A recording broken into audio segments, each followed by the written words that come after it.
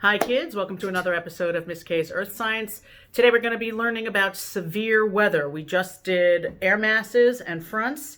Today we're going to talk about what happens at a front. You should remember that precipitation happens at a front. And precipitation can be in the form of thunderstorms like at cold fronts, or slow and steady and ongoing precipitation at warm fronts where that warm air slowly rises, expands, cools, condenses around a nuclei over the cool body of air, and it just creates steady rain. So steady rain and thunderstorms, warm and cold fronts. But sometimes it gets crazy. Sometimes we have things like thunderstorms that are really severe. Sometimes it goes even further than that into tornadoes and hurricanes. So we're going to talk about those today, how they form, where they form, why they form, and then you're going to do some questions on it. So without further ado, you're going to open the slideshow. Again, I've said this to you guys individually. Those of you who have come onto my Google Meets, if you have two devices, if you have a laptop or a desktop computer and your phone, if you could open the slideshow on the bigger screen, whatever that is, the slideshow, and the video on the smaller screen, or vice versa, whatever works for you. You can kind of play around with it and see what works for you. You can kind of hear me and see what I'm pointing at on screen, but you could see it much larger. So please utilize whatever devices you have. If you don't worry about it. Just make this as big as you can and stay with me. This shouldn't be as long of a video. Let's get started. Okay, so severe weather. That's what we're talking about today. In the background of this picture, you can actually see that is a satellite photo of a hurricane. This is a tornado touching ground, and this is, of course, lightning. Well, let's get into it. When you listen to the weather station or turn on the weather channel, or if you want to find out if there's going to be a snow day or what's it going to be like today, you will sometimes hear your phones go off or see the bar across the bottom of the screen talking about severe weather watches and severe weather warnings. And there is a difference. So a severe weather watch is if severe conditions are possible in your area. And severe means,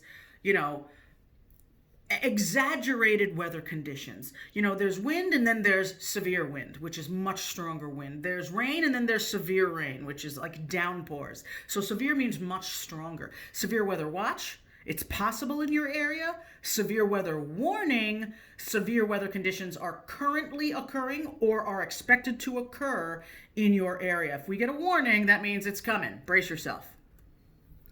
Now, let's talk thunderstorms. We did this yesterday when we were talking about fronts. Thunderstorms happen at a cold front where that cold air moves in very rapidly, lifts the air up. It RECCNDs, rises, expands, cools, condenses around a nuclei to the dew point. And you have short bursts of very strong weather. So here's the thing. They cover only a small area. Not 100 miles, but maybe 10 miles. They always contain lightning and thunder. And let me say this. A lot of people think thunder comes first. I want to be clear about this. Lightning causes thunder. Lightning comes first, and it causes the thunder. What happens is the lightning is this release of energy, of electricity, and it happens at these higher altitudes where the clouds are and where the rains are happening, and at those altitudes it's very cold. Well, lightning is really hot. It's lightning hot. And when you take something really hot and discharge it very quickly, like in a lightning flash, into an area that is very cold, you take that cold air that touches the lightning heat, thousands of degrees, and you rapidly expand it. And so that air that is touching or near that hot discharge of lightning suddenly, rapidly expands. And that's what we hear as thunder. So lightning causes thunder. Lightning always comes first. And it happens at a cold front. Let's continue. Okay, so always contain lightning and thunder. Heavy rain, sometimes even hail. Hail is those tiny little ice balls, although they can get much larger, but generally don't get to be particularly large here on Long Island. Hail is when frozen water starts to drop through the atmosphere. It warms up, and something happens, and there's this updraft that brings it back. And it freezes again, and then it comes down a bit and starts to warm up, and it gets a coating of water on it, and then it gets caught in an updraft.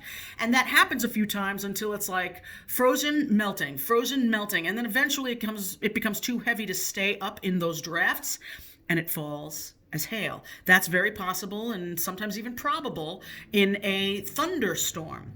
And cumulonimbus clouds, that anvil-shaped cloud. Remember, cumulus are the big fluffy white clouds that look like cotton balls.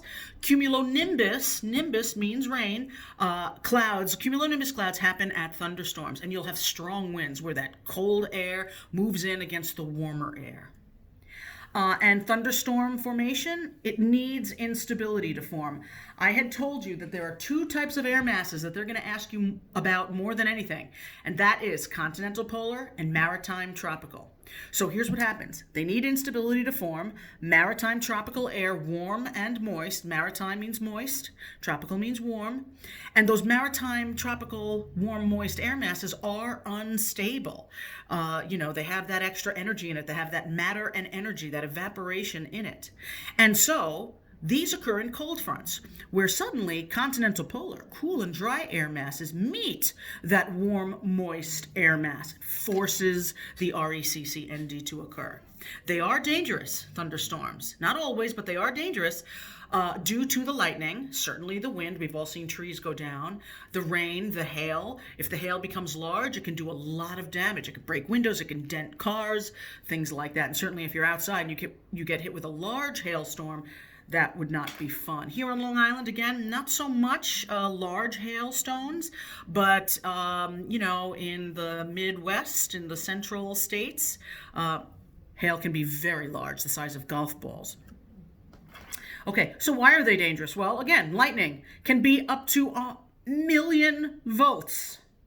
Temperature as high as 28,000 degrees Celsius, wicked hot. That's what causes that wonderful roar of thunder, that expansion of the cold air very rapidly getting warmed. But 28,000 degrees Celsius, lightning. Heavy rain could be flash flooding. All that rain has no place to go. And now here on Long Island, 85, it's closer to 90 now. 90% of Nassau County is paved. It used to all be soil. And so now there's no place for that water to go. And the roads have drains on them, the sewer system, right? But sometimes it's overwhelmed and all that water has no place to go. And so you have these sudden areas of flash flooding, especially in low-lying areas. Because as you know, water only flows downhill. Heavy rain, flash flooding, hail, which can damage crops and property. And believe it or not, thunderstorms alone cause 200 deaths and 700 injuries a year in the United States. So they can be severe, hence the name severe weather. Okay, what do you do if there's a thunderstorm? Well, these are some precautions you could take. Obviously, get inside. Your house is safer than a car. Stay off your bike, your motorcycle, obviously, a golf cart, a tractor. Not that you guys are rocking tractors these days. But, stay off of metal objects. You don't want anything that conducts electricity. Get out of water if you're swimming and suddenly a cold front moves through and, it's raining and lightning. Get out of the water. Get off your boat if you have one. Avoid tall objects. This doesn't always help, but tall objects help guide lightning towards them. Stay away from open windows and doors, metal objects, and people, stay off your phone. Stay off your phone. Phones are receivers, right? They're receivers. And your phone can actually attract lightning to you. So God forbid you're outside, get inside first. See if you can use a landline, but try to stay off the phone if you can. Okay, so what if it's imminent? What if definitely lightning's about to strike? You will feel a tingling sensation. Sometimes your hair stands up, If you feel this, drop to your knees, bend forward with your hands on your knees. This would make you a smaller target and help channel energy around your body, not to your body. Okay, so be careful if you're out there in a thunderstorm. This is one of my favorite photographs. It is sick. It's this beautiful lightning storm in Chile over an erupting volcano. So here is some forest down here. If you look at this dark area, and over here you can kind of see the reflection of the light from the lightning on this. This is a plume of smoke and ash from an erupting volcano in Chile. And all of that condensation nuclei, boy oh boy, did it give all of this water vapor something to condense around. So that warm, moist air, RECCND, had lots of nuclei to condense around, and it triggered this sick lightning storm, and this photographer caught it. It's just an amazing photograph. Here's another amazing photograph. This is over the UK, the United Kingdom, and just here's the water, here's some city lights, but look at the beautiful photograph of all these lightning bolts. Lightning, it's cool. And then there are tornadoes. We're very lucky that we really don't have these in this area of New York, although climate change is real, and we've had some slight tornadoes moving our way. That really has not happened in any kind of significant way in the past, but things are changing. Let's talk about tornadoes. What is a tornado? Well, it's a funnel-shaped column of air that rapidly rotates counterclockwise. Remember, LICC, LICC, low pressure, lousy weather is always low. So low, inward, and counterclockwise. So that tornado is spinning counterclockwise into that funnel-shaped cloud. Where do they form? They can form in very strong thunderstorms that get even stronger. And what causes a thunderstorm? Same thing that causes a tornado. Continental polar meets maritime tropical. Cold and dry, rolling along the ground, meets warm and moist, has no place to go. Warm and moist goes up, and it spins out. And if it spins faster than normal, you end up with a tornado. So when does this happen? Mid to late spring. So believe it or not, this is pretty much tornado season right now. But of course, we're in Long Island. We're not in the places that it happens regularly. And we do know where that happens. Tornado timing. The good news about a tornado is that they don't last very long. That energy just kind of is used and then it kind of fades away. So thankfully, they don't last for more than an hour. They normally last a lot less. Sometimes they could last for minutes. Sometimes they could last for, half an hour. But they don't last that long, thankfully. However, the damage from a tornado can be severe. So when it happens, when these things form, where it forms is localized, but it is severe. So the damage can be severe, but it only will affect a smaller area generally. But boy, does it rip things up. We've all seen footage on the news of places that had the houses got carried into the wind and the roofs ripped off and cars are tossed like toys. Tornadoes are very, very powerful. And get this, more tornadoes occur in our country, in the central United States, than anywhere else in the world. There's also a tornado that forms over water. These are called waterspouts. And as long as you're not near them, they can be fascinating to watch. And I'll show you some photos in a moment. Okay, so what do you do if there's a tornado? If you're in a house, get to the lowest floor, go to the basement, or go to the lowest floor and use some materials to protect yourself. If what is above the basement gets carried away by the tornado, you still want to be someplace that kind of cuts the wind. And if anything's falling on you, well, you want to protect yourself. So if you have sofa cushions or something or an old mattress, get underneath it. So God forbid anything falls on you, something else besides your body will take the brunt of that impact.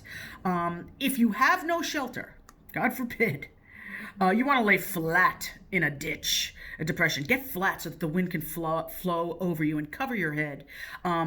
If you're in a car or a mobile home, you really want to get out of them. You want to find some shelter. Any shelter in a storm. Get flat, get low, find something that can block the wind, like that. So where do tornadoes occur?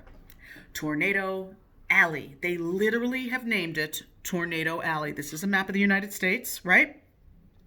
Of course, continental polar always comes from the north, from Canada. Continental polar, cool, dry air. Here's your continental polar. But remember, the same two things, that shark fin shape that we talked about in the last video.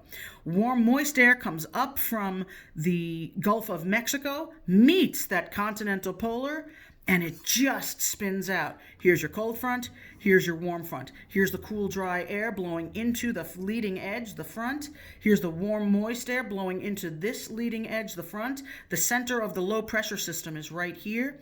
The whole system will eventually move to the northeast. It won't be a tornado by then. It's just when it meets. And these little symbols, you might not be able to see this on this diagram, these little symbols are the tornadoes, and it just spins out. More tornadoes occur right here in the central United States, in Nebraska, Kansas. That should ring a bell if you ever saw The Wizard of Oz. Dorothy was in Kansas. We're not in Kansas anymore. Got caught up in the tornado. Oklahoma, Texas. These are the states, more than anywhere else globally, that has tornadoes. Continental polar meets maritime tropical. Please try to remember that. Here's another image of Tornado Alley. Now, the darkest area is where the most tornadoes occur. This is, I've shown you this logo before. This is a map provided by NOAA. NOAA, that stands for National Oceanic and Atmospheric Administration. They're a very cool group of scientists, and they put out, the tornado probabilities. This was from 1982 to 2011, but nothing's changed. There's still tornadoes in this area. Continental polar meets maritime tropical. The whole thing moves this way, but the tornadoes spin out here. By the time it starts moving this way, it is just thunderstorms. Look at that. That is a tornado. All right, here it's touching ground. You can see debris flying around. These are some droplets on the camera lens. Very dark, ominous clouds. This thing is spinning counterclockwise, low, inward, and counterclockwise. Remember, high pressure is clear weather, blows down and outward. Low pressure sucks in, and so this is sucking stuff up. That's why things get pulled up and thrown elsewhere. This is a gorgeous photo of a water spout. So you can see the beach down here. There's the sun setting. This is a tornado forming over water, and you can see all the splashing happening down here. And this is just spinning upwards, inwards, and counterclockwise, pulling it in. Just a gorgeous photo. Look at that. Tornadoes. Very dangerous, short-lived, lots of damage, but really only in a smaller area. But very, very windy, powerful winds.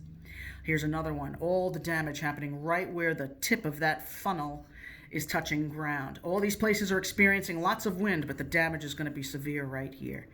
Just a fascinating weather event. Don't you love meteorology?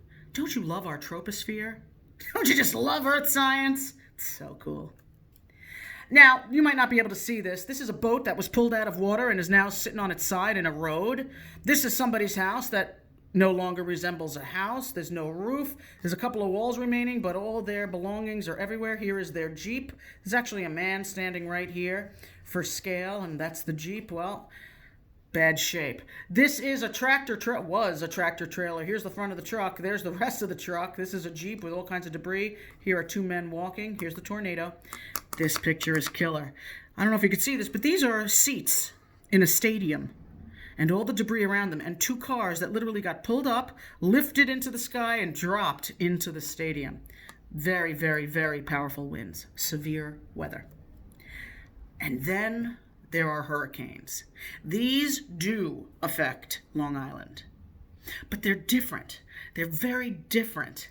This is a satellite image, and you can see that beautiful LICC, low, inward, and counterclockwise rotation. It's much bigger. This is a picture taken from a satellite, so you can imagine how large this is. Let's talk about hurricanes.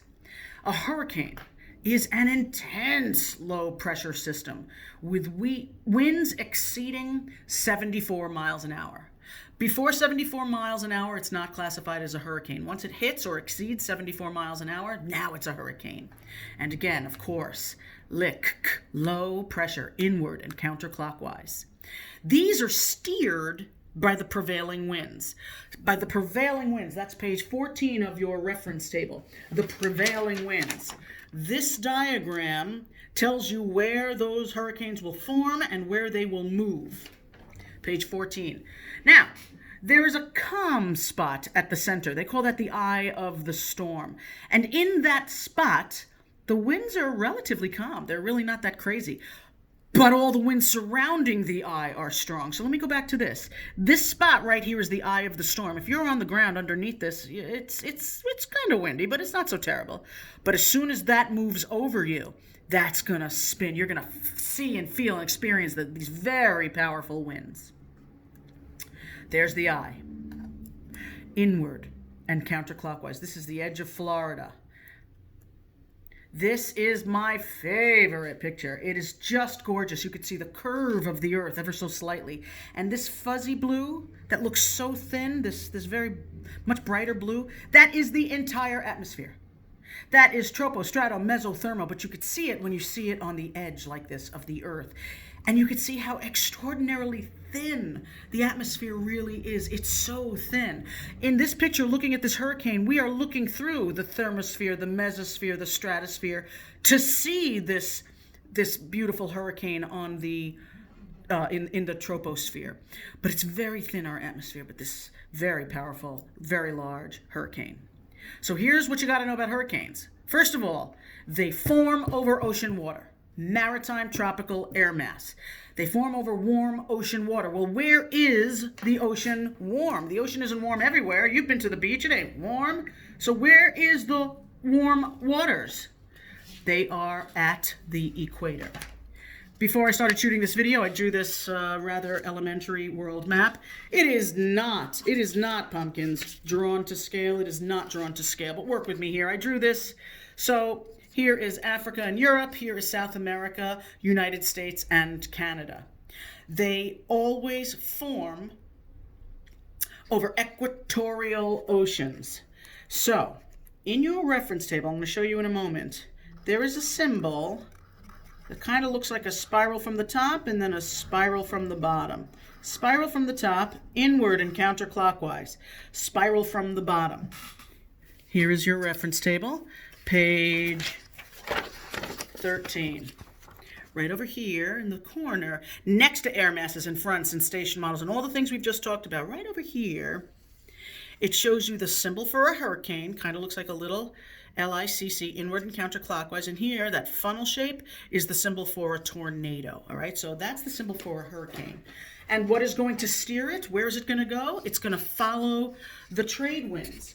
It's going to follow the jet streams. And if it forms over the equator, remember, these arrows are really making circles. So we are up here at about 40 degrees north latitude, right? Even though the winds are coming this way from the northeast, they are going to spiral upward. They're going to spiral upward. They're going to go clockwise in the north, counterclockwise in the south. So that equatorial hurricane forming is going to spin upwards and over. I'm going to show you this again in a moment, but this is going to start heading this way to the northwest. It is going to head this way to the northwest. It's going to follow the trade winds, clockwise in the north, counterclockwise in the south. And this is why Florida and the Bahamas and all the islands in the Caribbean over here get slammed so often by hurricanes. They always travel to the northwest from the equator. They always travel to the northwest. They always travel to the northwest. That's going to come up in a moment. Let's continue.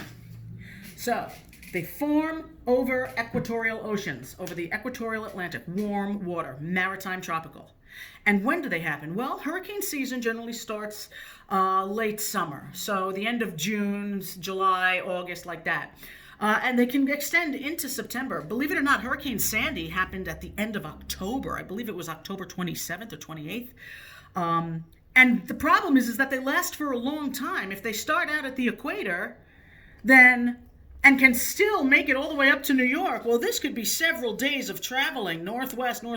They'll hit Florida, they'll hit the Caribbean, and then they'll continue up into the Carolinas and finally get up into New York. So if we get a hurricane in New York, it's been a hurricane for a long time. But the thing is, they need that warm water. So let's just finish this. They occur in late summer to fall. They last a long time, days or weeks. And the damage can be severe. And instead of being localized by like a tornado, they are widespread. So it's going to damage extensive regions from the Caribbean through Florida, through several states, all the way up to New York, and sometimes even beyond.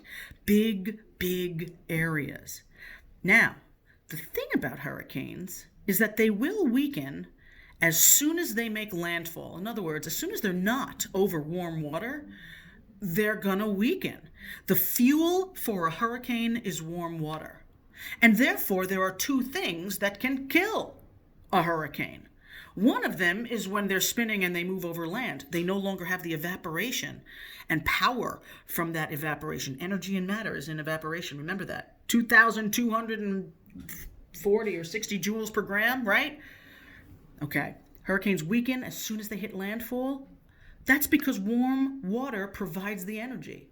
So if they go over land, or if they end up over cool water, the water's not as hot. It's not giving it as much evaporation. It's just going to weaken that spiral. It'll end up being just rain. It won't have the strong winds or the severe rain or the damage.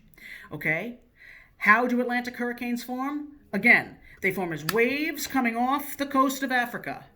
And then they develop into thunderstorms. They form and gather strength over those tropical oceans. Remember, warm water is the fuel for a hurricane. Warm water provides the energy. And as the storm organizes, it's fueled by that solar power in water vapor. Two ways it can lose strength: land or cool water. It can move over land, it can move over cool water. You've got to take away the fuel source, which is the warm water. Here's the equatorial Atlantic. It might start as waves over here, move this way, and now it's gathering strength. Very warm water. This is still very warm water. The Gulf of Mexico is still very warm water. And so now it can be spinning really, really crazy over here. Sometimes it goes into the Gulf of Mexico. That's what happened with Hurricane Katrina in New Orleans. Sometimes it can go into Florida and wipe out Florida. Sometimes it can go up the East Coast like this, but it's always going to go to the northwest, and it lasts for days. Okay, why are they so dangerous? Well, very high winds. They can reach up to 150 miles an hour. Very heavy rainfall, major flooding, not just a spotty flood. Lots of flooding, lots of places. Really high surf. That low pressure allows the ocean to swell beneath it. So it's raining and the oceans are coming and the winds are blowing those waves. So along the coast, you have dramatic beach erosion. We lose a lot of sand during hurricane season, and we have to keep replenishing it because we built so much stuff on our coasts. We have the storm surge. This is when the water is pushed ahead of the storm by all that wind. And so the winds blow the waves much further inland than the waves are normally crashing at the beach. And this is what causes all that flooding. This is why there's so much damage. This is what happened during Sandy. This happened at a high tide, at a full moon, with lots of wind. And so you know what happened to Long Island. And the damage is widespread, covers a big area. All right, heavy surf. So this is where the waves normally crash. This is actually along our east coast. This is where the waves normally crash. And here they are crashing way up against the seawall where we built all this stuff. And this is a diagram showing Hurricane Irene. Hurricane Irene was 1 year before Hurricane Sandy. Okay? The equatorial ocean is down here. This has already moved past the Caribbean. This is Puerto Rico. I'm sorry, this is Haiti and the Dominican Republic. Here's Puerto Rico. But this hurricane had some models. We know that it always goes to the northwest, but sometimes it can go into the Gulf of Mexico, sometimes it can go into Florida, sometimes it can come up into the Carolinas and some of the southern states, sometimes it can go just along the coast, sometimes it could stay offshore like this and not really bother us that much except for some wind and rain. But we know it always goes to the northwest. Here's another one. Here's the edge of Africa. The equator is right at the bottom of this photo. So it starts off as a thunderstorm, inward and counterclockwise. It gains strength over this warm water. It comes up, always to the northwest. Now, eventually, it will be sent around, clockwise in the north, right? So over here, warm water, hits land, causes damage, still has a lot of strength. But as if it moved into the land, it would lose strength. It's starting to lose strength up here because the water is so much cooler up here. So you can see it doesn't have that central eye anymore. It just thins out. And by the time it gets over here, it's just rain. It's just rain. Always to the northwest from the equator, though. Once it gets past, I'd say like 40 degrees, maybe 30 to 40 degrees north, it starts to turn towards the northeast, but always northwest from the equator. All right, here's another one. This was back in 1998. You guys weren't even born. And this is the top of South America. This is Central America. Here are the Caribbean islands. Here's Florida. New York, you just barely see Long Island over here. But you see this trajectory? This was September 18th through the 28th of 1998. September 18th, this hurricane was here. September 19th, it was here. September 20th, 21st, 23rd, 24th, 25th, right? Northwest. This one went into the Gulf of Mexico, and this one banged up the southern states pretty bad. But it started to break up when it went over land because it lost its energy source. All right? What do you do if there's a hurricane? Well, keep a radio nearby. Listen to the radio, TV for storm announcements. Stock up on supplies. We're good at that now that we're quarantined. Get your food, get your water, get your flashlights. Like that, get some rechargeable batteries or otherwise. Stay inside, don't go outside. But stay away from your windows and your skylights and anything glass, because if the winds get really strong, they can break the glass. So kind of get to the center of your home and kind of just chill out. Basements are always the best in big storms. Please be careful after the hurricane, because very often those winds and that rain, it can snap trees. Trees could be falling outside. Those trees could fall on power lines. There could be a lot of electric static outside. And, just be careful. Let the professionals do what they have to do, and you chill and let it all get taken care of. Okay? That's it. Check your Castle Learning for severe weather. New stuff tomorrow. Please make sure you turn in your assignments, which station models was due yesterday. Weather systems and fronts is due Monday, but if you can get them done this week, that would be great. And severe weather, this is going to be posted shortly. Have a great day. See you tomorrow at office hours, 3 p.m. Please be there. Have a good one.